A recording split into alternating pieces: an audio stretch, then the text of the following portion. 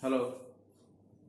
मैं Sanjeev Kumar Biroli, Jamshedpur cooperative law college. Online class के क्रम में आज का विषय अंतर्राष्ट्रीय विधि, इंटरनेशनल लॉ।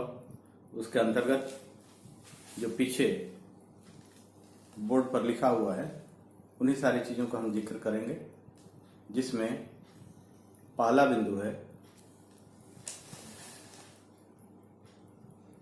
क्या अंतर्राष्ट्रीय विधि शुद्ध नैतिकता है। दूसरा है क्या विधि शास्त्र का अंतर्राष्ट्रीय विधि लुप्तप्राय बिंदु है।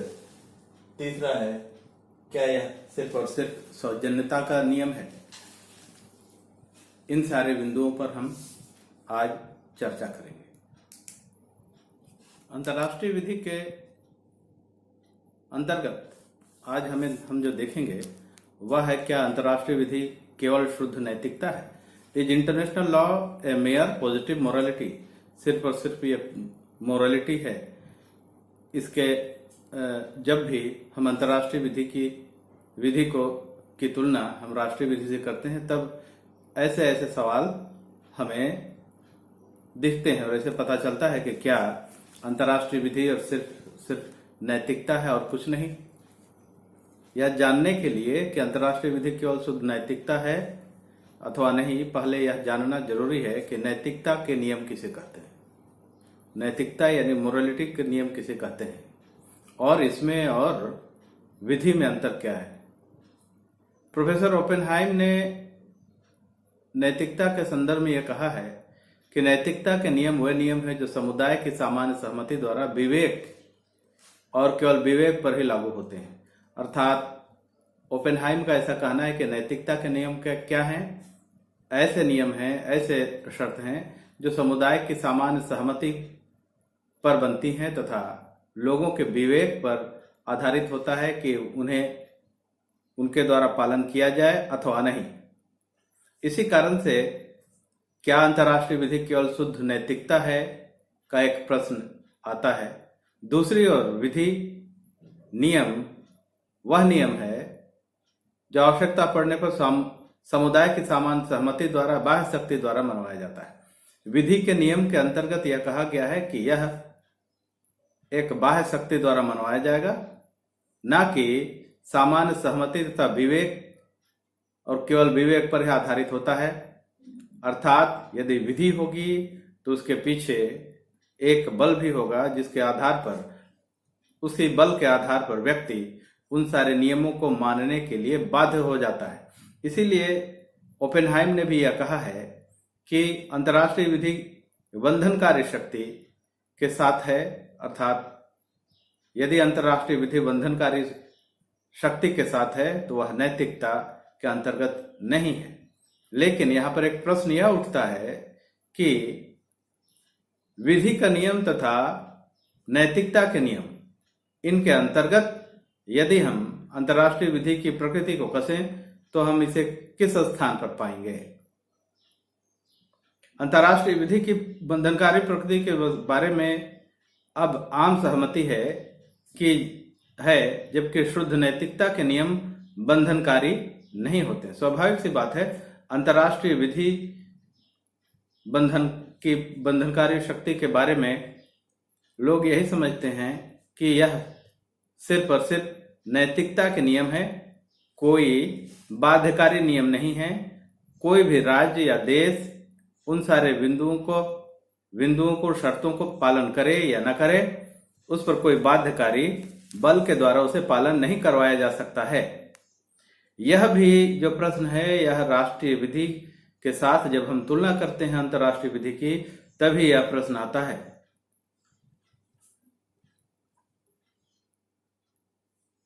एडवर्ड कॉलिंस के अनुसार, एडवर्ड कॉलिंस ने यह कहा है कि अंतर्राष्ट्रीय नैतिकता को उचित व्यवहार का स्तर कह सकते हैं जो व्यक्तिगत नैतिक निर्णयों पर आधारित होते हैं। यद्यपि नैतिकता का दृष्टिकोण अंतर्राष्ट्रीय विधि के विकास को प्रभावित करता है। यद्यपि नैतिकता का दृष्टिकोण, यदि हम अंतर्राष्ट्रीय विधि में सिर्फ और सिर्फ नैतिकता के तत्व को शामिल किया हुआ समझते हैं, तब हम अंतर्राष्ट्रीय विधि के विकास क्रम को प्रभावित करते हुए समझते हैं। अर्थात उससे अंतर्राष्ट्रीय विधि की जो विकास परंपरा है वह प्रभावित होती है, परंतु राजनैतिकता के नियमों को मानने के लिए बाध्य नहीं है। परंतु राज्य नैतिकता के नियमों को मानने के लिए बाध्य नहीं है कि जबकि अंतर्राष्ट्रीय विधि के नियम बंधनकारी होते हैं। यह भी यहाँ पर कहा गया है कि यदि नैतिकता के नियम होते तो कोई भी राज्य उन सारे शर्तों को मानने के लिए बाध्य नहीं है। जबकि यहाँ पर यदि देखा जाए तो अंतर्राष्ट्रीय विधि में भी बहुत सारे ऐसे तत्व हैं कि राज्य उन सारे तत्वों को मानने के लिए बाध्य है। जैसे एक राज्य दूसरे राज्य के साथ जब भी कोई विधि बनने वाली संधि करता है तो दोनों ही देश उन सारे शर्तों का पालन करने के लिए बाध्य होते हैं, चाहे वह व्यवसायिक क्रम का कोई संधि हो या तो सैन्य संधि हो, किसी भी प्रकार की संधि हो, उन सारे संधियों के शर्तों को पालन करने के लिए दोनों ही देश अपनी सहमति देते हैं। सहमति तथा नैतिकता में अंतर है। जैसे यहाँ पर सहमति का अर्थ यह है कि उन सारे परिस्थितियों में उन सारे शर्तों का पालन दोनों ही देश करेंगे। अब यहाँ पर नैतिकता का नियम यह है कि ऐच्छिक नियम है, चाहे कोई पालन करे चाहे ना करे। पालन नहीं करेगा तो उसके अंतर्गत किसी दंड की व्यवस्था नहीं होती है। प्रोफेसर हर्ट के अनुसार अंतर्राष्ट्रीय विधि के नियमों को नैतिकता की कोटि में रखना अनुचित है।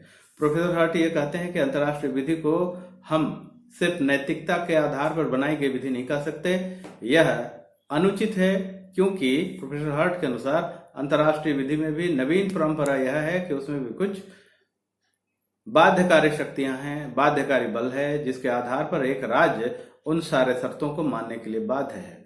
अंतर्राष्ट्रीय विधि का निर्माण के अनुक्रम को यदि देखें तो सिर्फ और सिर्फ द्विपक्षीय संधियों के आधार पर ही विधि नहीं बनती है अंतर्राष्ट्रीय विधि, बल्कि बहुपक्षीय संधियों को भी हम यहाँ पर देखें तो उसके आधार पर भी विधि बनती है। जैसे यूनाइटेड नेशन ऑर्गेनाइजेशन के अंतर्गत कोई भी कन्वेंशन हो, अभिसमय हो या सार्क की तरह के अन्य भी क्षेत्रीय संधि हो, वह भी एक प्रकार की संधि के अंतर्गत ही हम मानते हैं। इनका बाध्यकारी बल स्वयं उसके अंतर्गत है और अभी जिस तरीके से यूनाइटेड नेशन ऑर्गेनाइजेशन के तत्वाधान में पूरे विश्व को एक सूत्र में बांधने का प्रयास किया जा रहा है, उसके अंतर्गत यह पता चलता है कि प्रत्येक देश उन सारे शर्तों को मानने के लिए बाध्य है, चाहे वह नैतिकता के आधार पर नहीं है। यह एक दूसरे के सहअस्तित्व की भावना का कद्र करते हुए, सम्मान करते हुए ऐसा किया जाता है। एक देश दूसरे देश की सीमाओं का सम्मान करता है, उन सारे शर्तों का सम्मान करता है। प्रोफेसर हार्ट ने अंतर्राष्ट्रीय विधि के नियमों को नैतिकता के कोटि में रखना अनुचित माना है। इसके अनुसार इन्होंने निम्नलिखित कारण बताए हैं। बहुत बार राज्य एक दूसरे की आलोचना यह कहकर करते हैं कि उनका आचरण अनैतिक है, परंतु इसका अर्थ यह नहीं है कि विधि नैतिकता है। अर्थात यहाँ पर यह कहते हैं कि एक राज्य दूसरे राज्य की बहुत सारे बिंदुओं के अंतर्गत आलोचना करते हैं, आचरण अनैतिक है, परंतु इसका अर्थ यह नहीं है कि विधि इसका अर्थ यह नहीं है विधि नैतिकता है। वास्तव में राज्यों अनैतिक तथा नैतिक दोनों के बीच के अंतर को स्पष्ट करते हुए यहाँ पर कहा गया है। वास्तव में राज्यों के आचरण का नैतिकता के आधार पर मूल्यांकन करना अंतर्राष्ट्रीय विधि के नियमों के अनुसार उनके दावे, मांग, अधिकार तथा उत्तरदायित्वों से भिन्न है। यहाँ पर एक बात को स्पष्ट करते हुए प्रोफेसर हर्ट ये कहते हैं कि वास्तव में राज्यों के आचरण का नैतिकता के आधार पर मूल्यांकन करना, किसी भी राज्य का जो आचरण दूसरे देशों के साथ होता है उन बिंदुओं के अंतर्गत जो संधियों के अंतर्गत बनाई हुई होती है, अंतर्राष्ट्रीय विधि के नियमों, उनके दावे, मांग, अधिकारों तथा उत्तरदायित्वों से भिन्न है। अंतर्राष्ट्रीय विधि के अंतर्गत राज्य जब अपने दावे प्रस्तुत करते हैं तो यह उल्लेख नहीं करते हैं कि नैतिकता के आधार पर उचित है अथवा नहीं, बल्कि पूर्वोक्तियों, संधियों तथा विशास्त्रों के मुद्दों का उल्लेख करते हैं। यहाँ पर प्रोफेसर हर्ट ये भी रेखांकित करते हैं कि अंतर्राष्ट्रीय विधि के अंतर्गत जब कोई भी राज्य अपने अधिकार तथा कर्तव्यों का पालन करता है तब वह यह उल्लेख नहीं करते हैं कि ऐसा वह नैतिकता के आधार पर करते हैं, बल्कि यह जो भी अंतर्राष्ट्रीय विधि का जो अस्तित्व है या मांग या तो अधिकार या तो कर्तव्य जो यहाँ पर जिसका अस्तित्व यहाँ पर माना जाता है वह प्रेसिडेंट्स, पूर्वोक्तियों, संधियों तथा विधि शास्त्रों के मतों के आधार पर होते हैं। उन्हीं का यहाँ पर उल्लेख भी किया जाता है। राजविधि के नियमों के भांति अंतर्राष्ट्रीय विधि के नियम बहुधा नैतिकता से असंबंधित होते हैं। राजविधि में जिस तरीके से नैतिकता के आधार पर विधि का निर्माण नहीं होता है, उसी तरीके का कमोबेश वही स्थिति अंतर्राष्ट्रीय विधि के अंतर्गत भी माना गया है। यहाँ पर यही कहा गया है कि अंतर्राष्ट्रीय विधि में भी राजविधि की तरह ही नैतिकता का जो प्रश्न है वह नहीं होता है। बहुधा नियमों का अस्तित्व सुविधा तथा आवश्यकता के आधार कारण होता है, न कि उसके नैतिक महत्व के फलस्वरूप। अंतर्राष्ट्रीय विधि में विधि निर्माण करने वाले तत्वों के अंतर्गत यदि देखें तो बहुधा नियमों का अस्तित्व सुविधा तथा आवश्यकता के आधार पर होता है। जो भी संधियां एक देश दूसरे देश के साथ करता है वह नैतिकता के आधार पर नहीं बल्कि उसकी आवश्यकताओं के आधार पर, एक राज्य की आवश्यकता दूसरे राज्य की आवश्यकताओं के साथ यदि मैच करती है, मिलान होता है, तब वे संधि करते हैं। बहुत सारे देश प्रत्येक देश के साथ संधि नहीं करते, ऐसा व्यवहारिक है। बहुधा नियमों का अस्तित्व सुविधा और आवश्यकता के कारण होता है। सुविधा तथा आवश्यकता, किसी भी राज्य को यदि आवश्यक हो तो वह दूसरे देश के साथ संधि करेगा, उसके साथ वैसा संधि की शर्तें ही विधि का निर्माण करती हैं, न कि नैतिकता के महत्व के फलस्वरूप। वे दोनों देश एक दूसरे के समक्ष या सम्मुख आते हैं, वह नैतिकता के आधार पर नहीं, वैसे आवश्यकताओं तथा सुविधाओं के आधार पर, सुविधाओं के कारण, आवश्यकताओं के कारण। बहुत बार ऐसा कहा जाता है कि राज्य अंतिम रूप से अंतर्राष्ट्रीय विधि का पालन इस कारण करते हैं क्योंकि वह ऐसा करना अपना नैतिक उत्तरदायित्व समझते हैं, परंतु इसका अर्थ यह नहीं है कि अंतर्राष्ट्रीय विधि के अस्तित्व के लिए नैतिक उत्तरदायित्व आवश्यक है। बहुत बार ऐसा भी कहा जाता है कि राज्य अंतिम रूप से अंतर्राष्ट्रीय विधि का पालन इस कारण से करते हैं क्योंकि ऐसा करना अपना नैतिक उत्तरदायित्व समझते हैं। इससे पहले जिस बिंदु का हम जिक्र कर रहे थे वह ये था कि बहुधा नियमों का अस्तित्व सुविधा तथा आवश्यकताओं के कारण होता है, न कि उनके नैतिक महत्व के फलस्वरूप।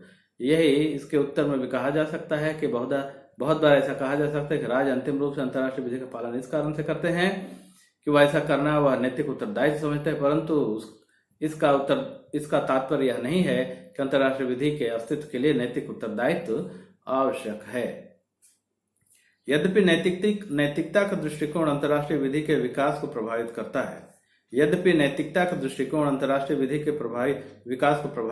है, परंतु राज्य नैतिकता के नियम को मानने के लिए बाध्य नहीं है, जबकि अंतर्राष्ट्रीय विधि के नियम बंधनकारी होते हैं। अतः यह स्पष्ट है कि अंतर्राष्ट्रीय विधि केवल शुद्ध नैतिकता नहीं है।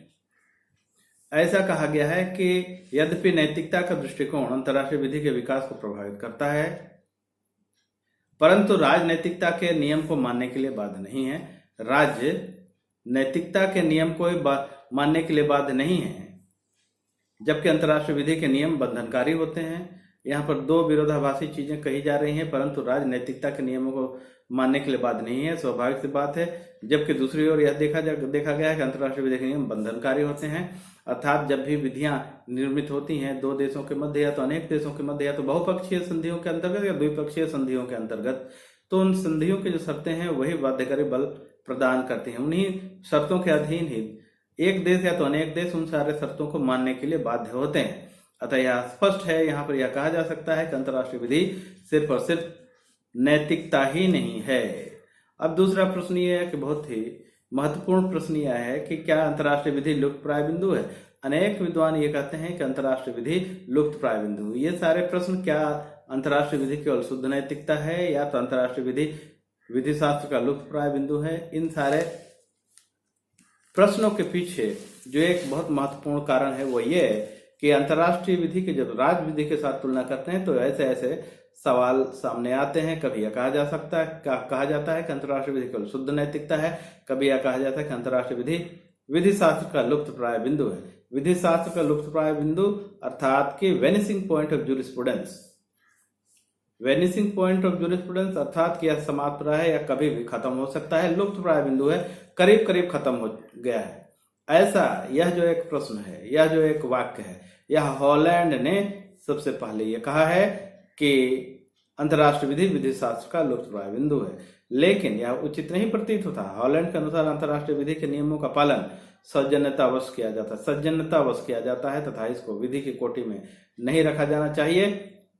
ऐसा प्रोफेसर हॉलैंड ने ऐसा कहते हैं कि अंतर्राष्ट्रीय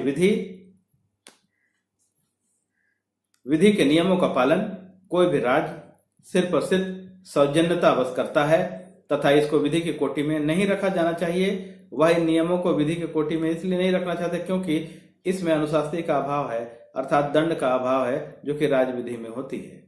यहाँ पर प्रश्न घुमा फिरा कर वही आता है कि हॉलैंड भी अपने आप को अंतर्राष्ट्रीय विधि के संदर्भ में जो भी वक्तव्य करते हैं, उन सारे वक्तव्यों के पीछे जो एक कारण है वह राष्ट्रीय विधि के साथ तुलना, उससे अपने आप को अलग नहीं कर पाते हैं। इसी कारण से हॉलैंड ये कहते हैं कि अंतर्राष्ट्रीय विधि में चूंकि दंड की व्यवस्था नहीं है, अनुशासनी की व्यवस्था नहीं है, इस कारण से इसे विधि में नहीं रखा जाना चाहिए। लेकिन प्रश्न यह उठता है, क्या विधि के लिए दंड की व्यवस्था, अनुशासनी की व्यवस्था उतनी ही जरूरी है?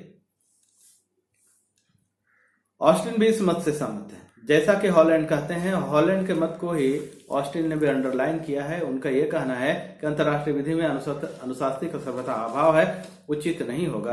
अर्थात यहाँ पर थोड़ा सा विषयांतर हो जाते हैं। ऑस्टिन वो ये कहते हैं कि अंतर्राष्ट्रीय विधि में अनुशासनी का सर्वथा अभाव नहीं है। अर्थात ऑस्टिन ये कहते हैं कि अंतर्राष्ट्रीय विधि में जो अनुशासनी है, उसके जो प्रकृति है, उसका थोड़ा सा प्रकृति बदल गया है। उसी के आधार पर ही यहाँ पर अंतर्राष्ट्रीय विधि को शामिल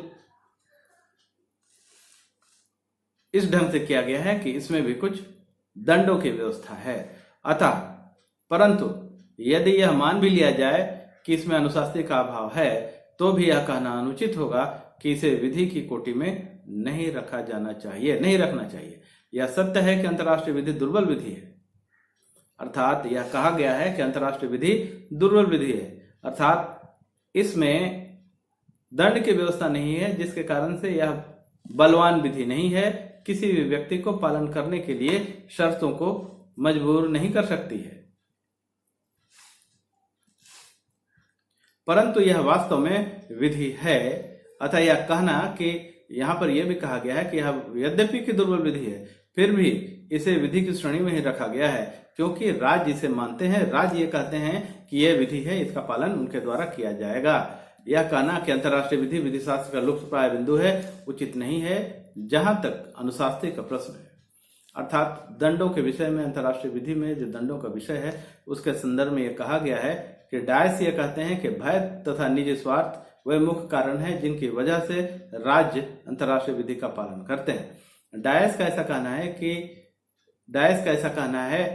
कि भय तथा निजी स्वार्थ वे मुख्य कारण है जिनकी वजह से कोई भी राज्य अंतर्राष्ट्रीय विधि का पालन करते हैं। हॉलैंड ने अंतर्राष्ट्रीय विधि को विधि शास्त्र का लोकप्राय बिंदु इसलिए भी कहा है क्योंकि उसके मत में इसके विवादों को सुलझाने या निर्णय देने के लिए एक न्यायालय का अभाव होता है।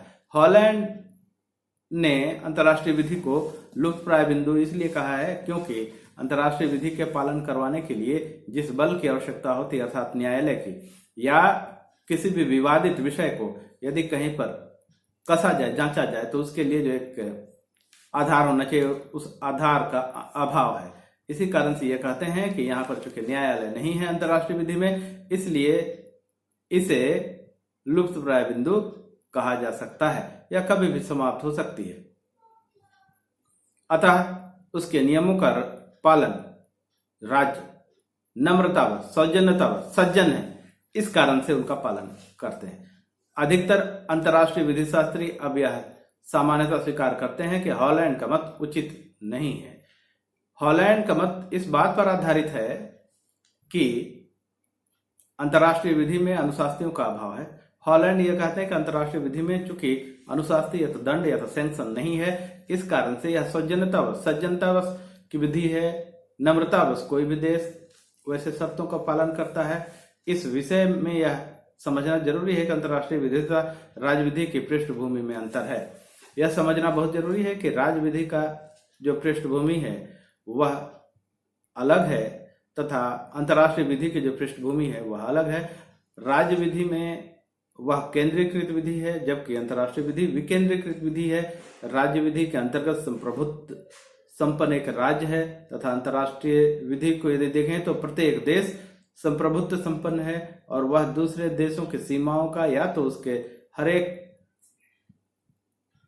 अवस्थाओं का सम्मान करता है। एक दूसरे का वे देश सम्मान करते हैं। इस विषय में यह नोट करना या जानना जरूरी है कि अंतर्राष्ट्रीय विधि से राज्य विधि की जो पृष्ठभूमि है दोनों में अंतर है तथा अंतर्राष्ट्रीय विधि में राज्य विधि के समान अनुशासनियां ना तो संभव है ना ही आवश्यक है। अंतर्राष्ट्रीय विधि की जहां तक बात है उसमें सैंक्शंस नहीं है और इसकी तुलना अनेक विद्वान जब राष्ट्रीय विधियों से करते हैं तब उन्हें लगता है कि जिस तरीके से दंड की व्यवस्था राष्ट्रीय विधियों में की गई है उस तरह के दंड की व्यवस्था चूंकि अंतर्राष्ट्रीय विधि में नहीं है, इस कारण से अंतर्राष्ट्रीय विधि को विधि की श्रेणी में नहीं रखा जाना चाहिए। और दूसरी बात यह है कि यह भी तर्क है कि अंतर्राष्ट्रीय विधि में जिस तरीके के दंडों की व्यवस्था राष्ट्रीय विधियों में है उन राष्ट्रीय विधियों के तरीके जिस तरीके से दंडों की व्यवस्था या तो उनका पालन करने के लिए एक अलग से इकाई है उसे हम अंतर्राष्ट्रीय विधि में नहीं रख सकते, क्योंकि प्रत्येक देश अपने आप में संप्रभुत्व संपन्न है। वह दूसरे देश जो संप्रभुत्व संपन्न स्वयं में है उसके सीमाओं को उनकी भावनाओं का सम्मान करता है। अतः एक देश दूसरे देश के साथ जब भी कोई बिंदु पर कोई संधि करता है तो कोई जरूरी नहीं है कि उन्हीं संधि शर्तों के अधीन दूसरे देशों के साथ भी वह देश संधि करे तथा प्रत्येक देश के साथ प्रत्येक देश की जो संधियां हैं तथा विधि हैं, संधियों के अंतर्गत जो विधि या तो शर्तें बनती है वह अलग अलग होती हैं। इसके अतिरिक्त यह स्वीकार करना पड़ेगा कि अंतर्राष्ट्रीय विधि के पीछे भी कुछ अनुशासनियां हैं। यद्यपि राज्य विधि की अपेक्षा यह दुर्बल विधि जरूर है। जैसे इसके अंतर्गत हम यह कह सकते हैं कि न्यायिक अंतर्राष्ट्रीय न्यायालय द्वारा निर्णय पक्षकारों पर संबंधित विवाद के विषय बंधनकारी होते हैं। अंतर्राष्ट्रीय न्यायालय के संविधि के अनुच्छेद 59 अंतर्राष्ट्रीय न्यायालय के संविधि के अनुच्छेद 59 में ऐसा वर्णन है कि दो राज्यों के मध्य जब भी कोई विवाद की विषय वस्तु अंतर्राष्ट्रीय न्यायालय के समक्ष आती है तो दोनों ही देश प्राथमिक स्तर पर अंतर्राष्ट्रीय न्यायालय के निर्णयों का सम्मान करने का पहले ही स्वीकार करते हैं। उनके द्वारा यह स्वीकार कर लिया जाता है कि अंतर्राष्ट्रीय विधि के द्वारा अंतर्राष्ट्रीय न्यायालय के द्वारा कोई भी निर्णय लिया जाएगा तो दोनों ही देश या दोनों ही विवादित पक्षकार उसे स्वीकार करेंगे। इसके अतिरिक्त संयुक्त राष्ट्र चार्टर के अनुच्छेद 94 में प्रत्येक सदस्य ने अंतर्राष्ट्रीय न्यायालय के निर्णय का पालन करने का संकल्प लिया है। जो भी देश संयुक्त राष्ट्र चार्टर यूनाइटेड नेशन ऑर्गेनाइजेशन के जो सदस्य राष्ट्र हैं उसके चार्टर का अनुच्छेद 94 में यह कहा गया है कि प्रत्येक सदस्य राष्ट्र अंतर्राष्ट्रीय न्यायालय को बल यहाँ पर संयुक्त राष्ट्र चार्टर के अनुच्छेद 94 के द्वारा प्रदान किया गया है। अंतर्राष्ट्रीय न्यायालय के निर्णय का पालन करने का संकल्प लिया है, अर्थात प्रत्येक यूनाइटेड नेशन ऑर्गेनाइजेशन का सदस्य राष्ट्र अंतर्राष्ट्रीय न्यायालय के निर्णयों का पालन करेगा, ऐसा संकल्प लिया है। इसमें यह भी प्रावधान है कि यदि कोई पक्षकार निर्णय को कार्यान्वित नहीं करता है तो सुरक्षा परिषद इस विषय में निर्णय ले सकती है। अर्थात यदि यूनाइटेड नेशन ऑर्गेनाइजेशन को ऐसा लगता है कि कोई भी देश उन सारे शर्तों को विधि निर्माण करने वाली शर्तों का पालन नहीं कर रहा है, वैसी परिस्थिति में सुरक्षा परिषद से यह अपेक्षा की जाती है सुरक्षा परिषद से कि वह निर्णय ले तथा अपनी संस्तुति दे कि वैसी परिस्थिति में वह क्या करे। जहां तक न्यायालय का क्षेत्राधिकार का प्रश्न है, अंतर्राष्ट्रीय न्यायालय को ऐच्छिक तथा अनिवार्य दोनों प्रकार का क्षेत्राधिकार प्राप्त है। अंतर्राष्ट्रीय न्यायालय के क्षेत्राधिकार ऐच्छिक तथा अनिवार्य दोनों प्रकार के हैं। बहुतों से राज्यों ने इसके क्षेत्राधिकार को बहुत सारे राज्यों ने अंतर्राष्ट्रीय न्यायालय के क्षेत्राधिकार को स्वीकार किया है। कुछ अपवादों को छोड़कर अंतर्राष्ट्रीय न्यायालय के निर्णय का सामान्यतः देशों के द्वारा पालन किया ही जाता है। यदि हम वर्तमान में देखें तो यह हमें स्पष्ट पता चलता है कि वर्तमान परिस्थितियों में जो एक नई प्रणाली अंतर्राष्ट्रीय विधि के अंतर्गत निर्मित हो रही है वह दंडों की व्यवस्था। ऐसा ओपेनहाइम भी स्वीकार करते हैं कि अंतर्राष्ट्रीय विधि को लागू करने के लिए अनुशासनियों दंडों की एक परंपरा विकसित हो रही है। इन्हीं परंपराओं के आधार पर जो दंडों की व्यवस्था अंतर्राष्ट्रीय विधि में जो निर्मित हो रही है वो यद्यपि कि वे राष्ट्रीय विधियों की तुलना में अलग तरीके के दंड हैं, तो इन दंडों के आधार पर यह कहा जा सकता है कि अंतर्राष्ट्रीय विधि और मजबूत होगी। सुरक्षा परिषद के निर्णयों का निर्णय राज्यों पर बाध्यकारी होते हैं। यदि संयुक्त राष्ट्र का कोई सदस्य आक्रमण करता है, संयुक्त राष्ट्र का कोई सदस्य आक्रमण करता है अथवा अंतर्राष्ट्रीय शांति तथा सुरक्षा भंग करने का दोषी है, तो सुरक्षा परिषद प्रस्ताव पारित करके उसके विरुद्ध दंडों की घोषणा करती है तथा उन दंडों को लागू करवाने हेतु उसे व्यापक शक्तियां प्राप्त हैं। यद्यपि व्यापक शक्तियां प्राप्त हैं तो उसके आधार पर यदि हम देखें तो कुछ उदाहरण हमें दिखते हैं, जैसे कि 1991 में जो खाड़ी देशों के बीच एक जो युद्ध हुआ था वह भी सुरक्षा परिषद के संस्तुति के आधार पर ही हुआ था।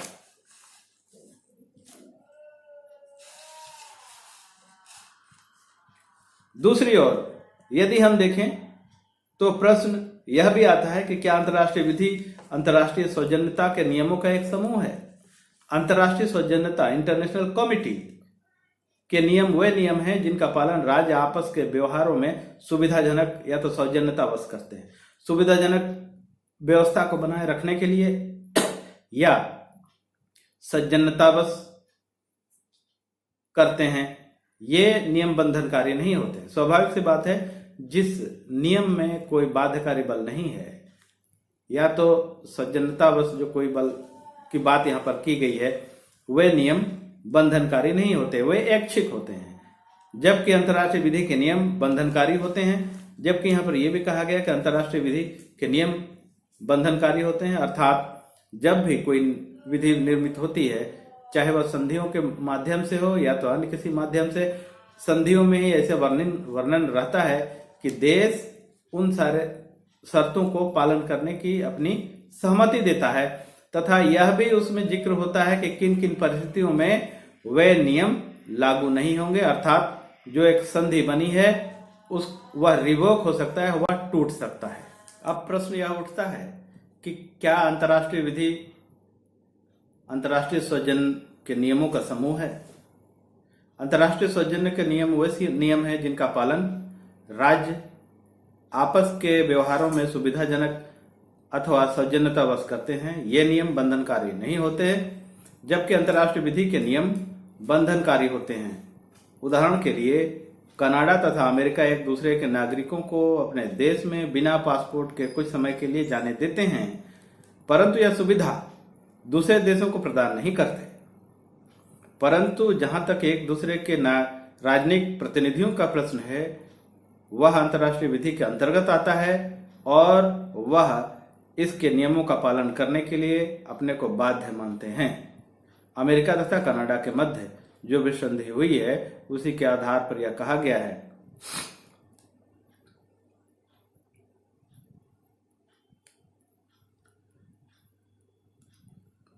सौजन्य के नियम वे नियम हैं जिन्हें राज्य सुविधा या सौजन्यता के नाते मानते हैं। अर्थात एक राज्य के अर्थात कनाडा तथा अमेरिका के मध्य जो नागरिकों को सुविधा पासपोर्ट बिना पासपोर्ट के आने जाने की सुविधा कुछ समय के लिए दी गई है, वह दोनों देशों के मध्य सुविधा तथा सौजन्यता के नाते माना गया विधि कहा गया है। राज्य उन्हें मानने के लिए बाध्य नहीं होते।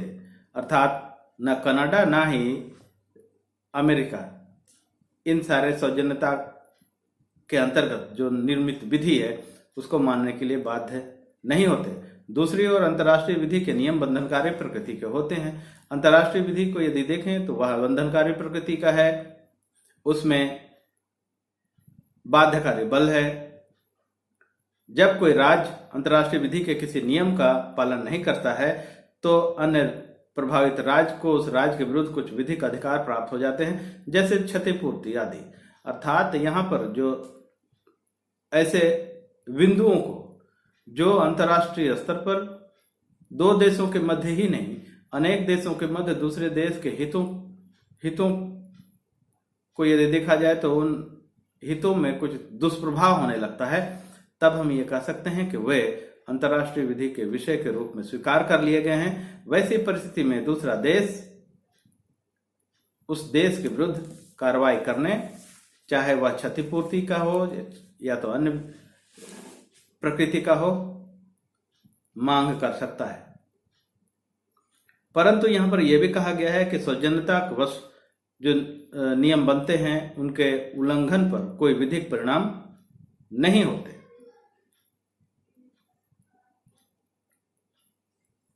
दूसरी ओर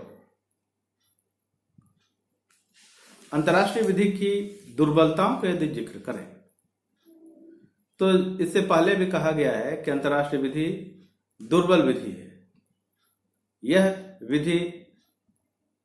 विधि तो है लेकिन इसमें दुर्बलता है, क्योंकि इसमें न्यायालय नहीं है, सक्षम न्यायालय नहीं है, ना ही बाध्यकारी बल है, ना ही विधि निर्माण करने वाली कोई एक इकाई है। ये दुर्बलताएं अब प्रकट होती हैं जब इनकी तुलना राज्य विधि से करते हैं। यहां पर भी अंतर्राष्ट्रीय विधि की दुर्बलताओं को यदि देखें तो इनका जो एक लिस्ट है, तभी हम इन्हें पाते हैं जब इसकी तुलना अंतर्राष्ट्रीय विधि की तुलना राष्ट्रीय विधि से करने लगते हैं। अंतर्राष्ट्रीय विधि में एक ऐसी कार्यपालिका शक्ति का भी अभाव है जो इसके प्रावधानों को लागू कर सके। अंतर्राष्ट्रीय विधि में एक कार्यपालिका शक्ति का अभाव है जो कि प्रावधानों को लागू करा सके।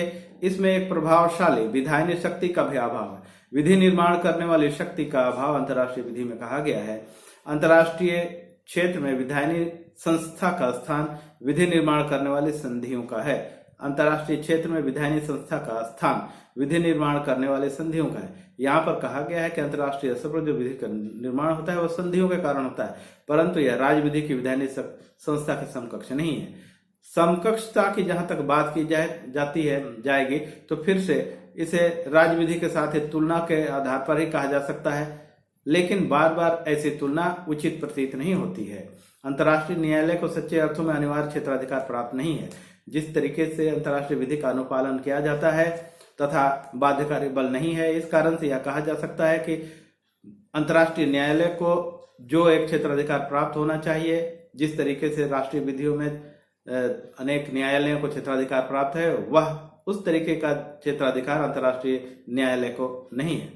अनुशास्त्री का अभाव तथा प्रभावशाली न होने के कारण इसका प्रायः उल्लंघन होता है। चूंकि अंतर्राष्ट्रीय विधि में अनुशास्त्रियों का अभाव होता है, इसके कारण से इसका उल्लंघन प्रायः होते रहता है। अंतर्राष्ट्रीय विधि पर एक बहुत बड़ा अंकुश यह है कि यह राज्यों के घरेलू मामलों में हस्तक्षेप नहीं कर सकती।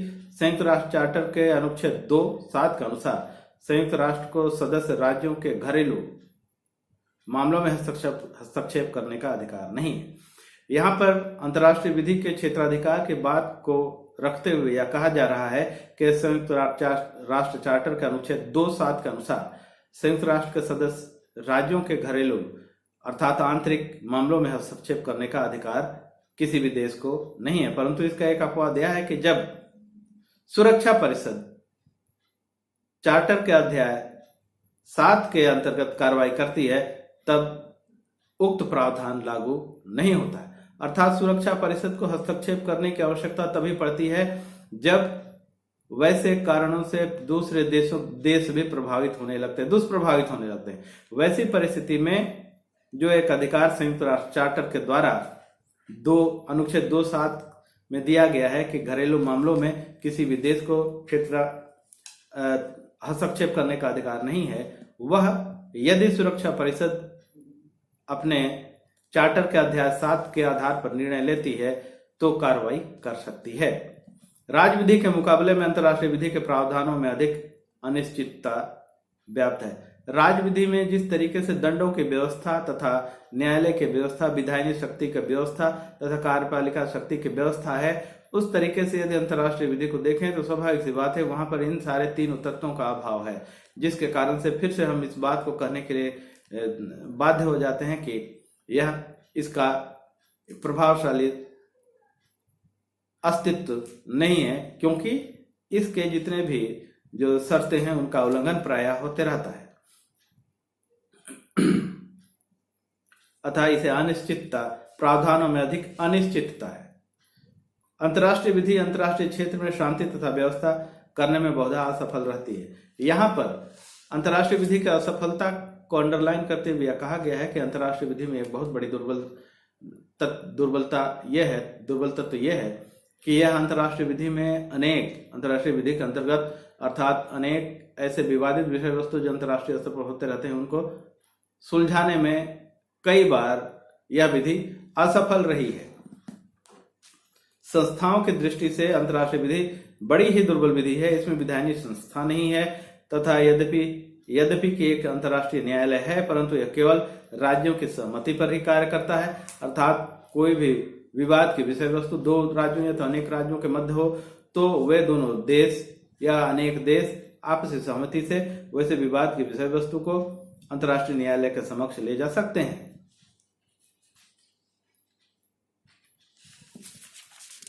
इस तरीके से यदि देखा जाए तो अंतर्राष्ट्रीय विधि को उतनी शक्ति प्राप्त नहीं है जितनी की शक्ति राष्ट्रीय विधि में किसी न्यायालय को होती है। यहां पर अंतर्राष्ट्रीय विधि को और सशक्त बनाने के लिए यदि सुझावों की बात की जाए तो निम्नलिखित सुझाव दिए जा सकते हैं। अंतर्राष्ट्रीय विधि की दुर्बलताओं को दूर करने के लिए अंतर्राष्ट्रीय विधि को शक्तिशाली बनाने के लिए इसके प्रावधानों को लागू करने के ढंग तथा साधनों को अधिक प्रभावशाली बनाया जाना चाहिए। अंतर्राष्ट्रीय विधि में न्यायालय की जो शक्तियां हैं उसका विस्तार किया जाना चाहिए। कार्यपालिका शक्ति अर्थात यूनाइटेड नेशन ऑर्गेनाइजेशन का जो चार्टर है उसमें या तो सुरक्षा परिषद के जो अधिकार हैं उनको विस्तृत किया जाना चाहिए। अनिवार्य क्षेत्राधिकार प्राप्त किया जाना चाहिए, जो कि बहुत ही असंभव लगता है। न्याय के अंतर्राष्ट्रीय न्यायालय के अधिकारिता को सच्चे अर्थों में अनिवार्य बनाया जाना चाहिए। अर्थात जो अंतर्राष्ट्रीय न्यायालय है उसके क्षेत्राधिकार को और विस्तृत तथा उसे और भी प्रबल बनाया जाना चाहिए। अंतर्राष्ट्रीय अपराधों पर निर्णय देने के लिए एक अंतर्राष्ट्रीय दंड न्यायालय की स्थापना की जाए।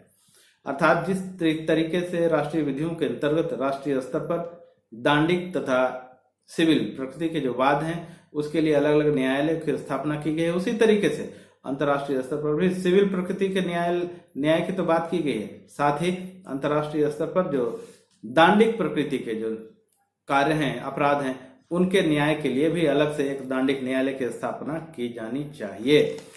अंतर्राष्ट्रीय अपराधों की जांच तथा सिद्ध करने हेतु इंटरनेशनल ब्यूरो ऑफ इन्वेस्टिगेशन और प्रोसिक्यूशन की स्थापना की जानी चाहिए। जिस तरीके से राष्ट्रीय विधि के अंतर्गत किसी भी वाद या तो आपराधिक मामलों में एक इन्वेस्टिगेशन या उसका जांच अनुसंधान करने की एक इकाई है तथा प्रोसिक्यूशन की एक इकाई है, उसी तरीके से अंतर्राष्ट्रीय स्तर पर भी किया जाना चाहिए। अंतर्राष्ट्रीय विधि में समय अनुसार परिवर्तन लाने के लिए अंतर्राष्ट्रीय विधि आयोग के कार्यक्षेत्र तथा अधिकारों को बढ़ाया जाना चाहिए। अंतर्राष्ट्रीय विधि में या तो अंतर्राष्ट्रीय विधि को इस तरीके का बनाया जाना चाहिए वह लचीला हो और समयानुसार उसमें परिवर्तन भी किया जा सके। अंतर्राष्ट्रीय विधि आयोग के कार्यक्षेत्र तथा अधिकारों को भी बढ़ाया जाना चाहिए। अंतर्राष्ट्रीय विधि में अनिश्चितता को कम करने के लिए इसका संहिताकरण किया जाना चाहिए, अर्थात कोडिफाइड किया जाना चाहिए, अर्थात लिखित रूप में होना चाहिए। इसके या किसी किताब या कॉपी में कागज में लिखा हुआ होना चाहिए जिससे कि अनिश्चितता खत्म हो सके। संयुक्त राष्ट्र को उन घरेलू मामलों में दखल देने का अधिकार यूनाइटेड नेशन ऑर्गेनाइजेशन के क्षेत्राधिकार को बढ़ाते हुए यह एक सुझाव दिया गया है कि यूनाइटेड नेशन ऑर्गेनाइजेशन को किसी भी देश के घरेलू मामलों में भी दखल देने का अधिकार होना चाहिए। संयुक्त राष्ट्र द्वारा ऐसे कार्यों को प्राथमिकता देना चाहिए जिससे कि अंतर्राष्ट्रीय सौहार्द तथा विश्व बंधुत्व का विकास हो सके।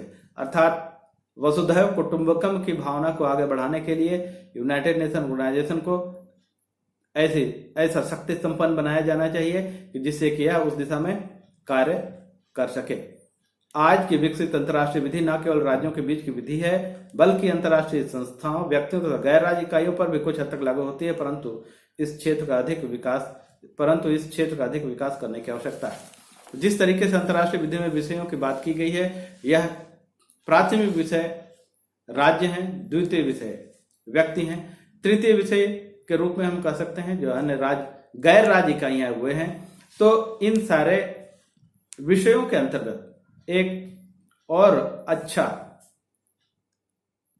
एक अंतर्राष्ट्रीय विधि का निर्माण किया जाना चाहिए, जिससे कि प्रत्येक इकाई को विनियोजित किया जा सके। अंतर्राष्ट्रीय विधि के क्षेत्र में न्यायिक पूर्वोक्तियों का प्रयोग भी किया जाना चाहिए। जुडिशियल प्रेसिडेंट्स, अर्थात पहले कोई भी ऐसे विवादित विषय वस्तु हो जिसके अंतर्गत कोई एक न्यायिक निर्णय हो, तो उन निर्णयों को भी किसी भी न्याय के अंतर्गत, विवाद के अंतर्गत लागू करवाया जाना चाहिए, उन्हें आधार बनाया जाना चाहिए। अंतर्राष्ट्रीय विधायनी को शक्तिशाली बनाने के लिए अधिक से अधिक विधि निर्माण करने वाली संधियां की जाएं, जिसका समय समय पर पुनर्निरीक्षण भी किया जाना चाहिए।